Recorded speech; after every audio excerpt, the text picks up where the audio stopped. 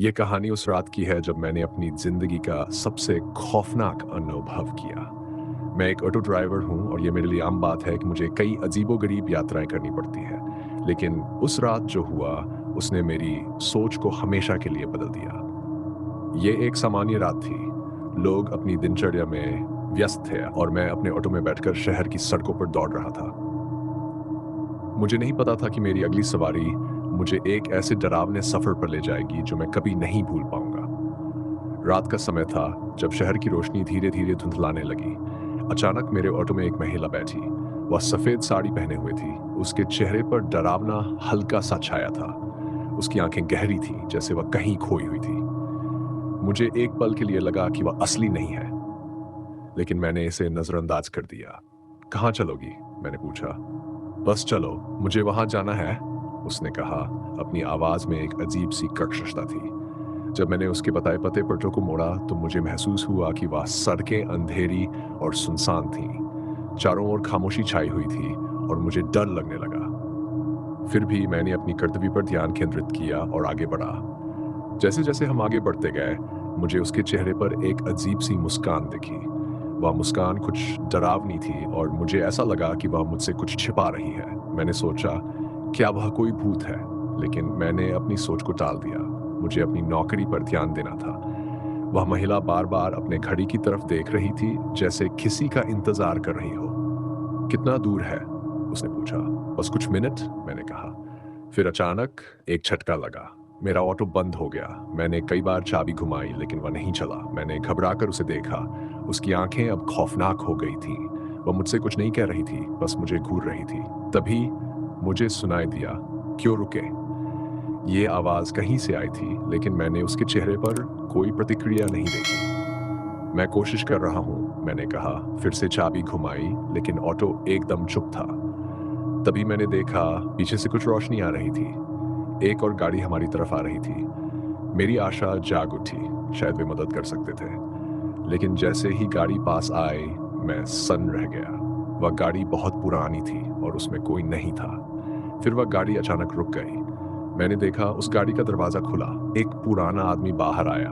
उसका चेहरा डरावना था, जैसे वह किसी कब्र से उठकर आया हो। वह सीधे मेरी तरफ बढ़ा।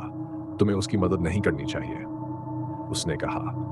मेरी रूह तक कांप गई। मैंने उस महिला की ओर देखा। वह अब गुस्से में थी। उसकी आंखें लाल हो गई और उसने अपनी मुट्ठियां भींच लीं। "तुम कौन हो?" मैंने डरते हुए पूछा। "मैं उसकी सखी हूँ," वह बोली, "और तुमने हमें अकेला छोड़ने की कोशिश की है।" "मैं बस," मैंने कहा, लेकिन मेरी आवाज़ लड़खड़ाई।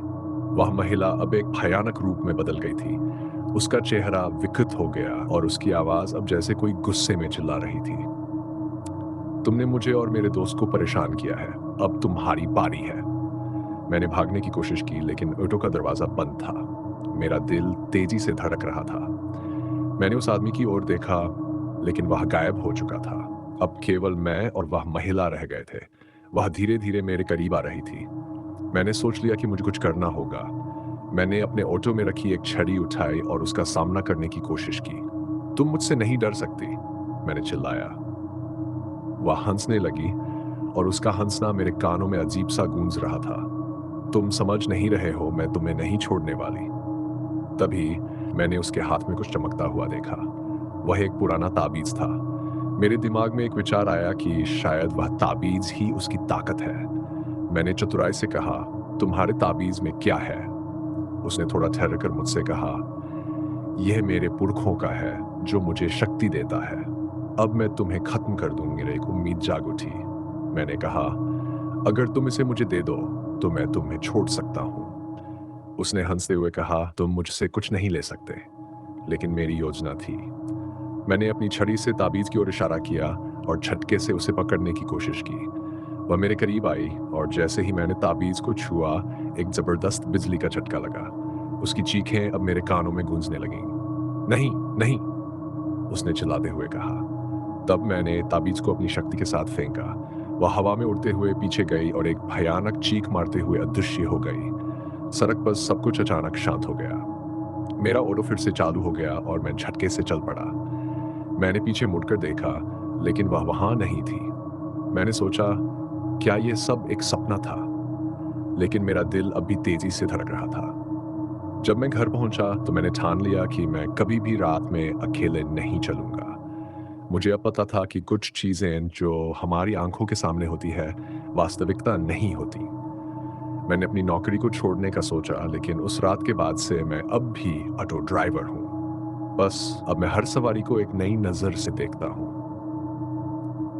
उस रात ने मुझे ये सिखाया कि अंधेरे में छिपी हुई सच्चाई कभी-कभी हमारे सबसे डरावने ख्वाबों से भी ज़्यादा भयानक होती है। मैं जानता हूँ कि अगली बार जब कोई मुझे बुलाएगा, तो मैं सोचूंगा कि क्या वह भी मेरी ज़िंदगी में एक डरावना मोड़ लाने वाला है। उस रात ने मेरी सोच को हमेशा के लिए बदल दिया और मैं अब भी उस महिला और उसके ताबीज़ के बारे में सोचता हूँ। क्या वह सच में चली गई या वह फिर से लौटेगी? ये सवाल मेरे मन में हमेशा बना रहता है और शायद यही सबसे बड़ा डर है।